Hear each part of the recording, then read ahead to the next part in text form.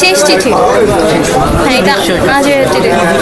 একটা death scene আছে প্রত্যয় হিরণেরই, তো ওইটা দেখে প্রচন্ড ইমোশনাল। আমি রাইট না অনেক ইমোশনাল। আপনার বার্থডে 4 তারিখ। আকাশটা অনেক মেঘলা আজকে। তারপর আমার জীবনে একটাই কষ্ট, আমার কাপটা নষ্ট। এটা গিফট তো বলা যাবে না। না, প্ল্যান না, তার বার্থডে সামনে 4 তারিখে। এটা জানি আজকে সুযোগ হয়েছে দেখার, তাই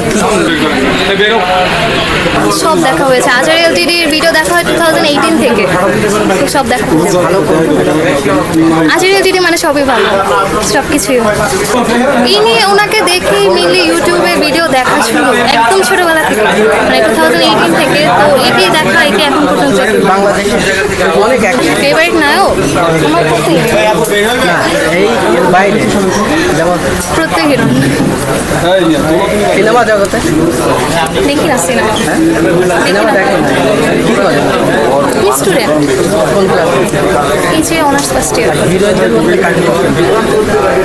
হিরোইনদের মধ্যে তেমন ইন্ডিয়ার পছন্দ, দীপিকা পাডুকোন। বলিউডের মধ্যে কে নায়ক? শাহরুখ খান। শাহরুখ খানের সব হ্যাঁ, মোটামুটি। কোনো ডায়লগ পারে? এখন পারবো না, নার্ভাস। হ্যাঁ, বলতে পারি। যেমন অনেক এগুলো খুব হিট ডায়লগ ছিল। হ্যাঁ, সিনকে একটু বলেন যে এই জায়গাতে আপনি একটা ডেথ সিন ছিল, মানে ওর মুখের উপর থেকে যখন কাপড়টা সরায়, ওই সিনটা অনেক ইমোশনাল, হার্ট টাচিং ছিল।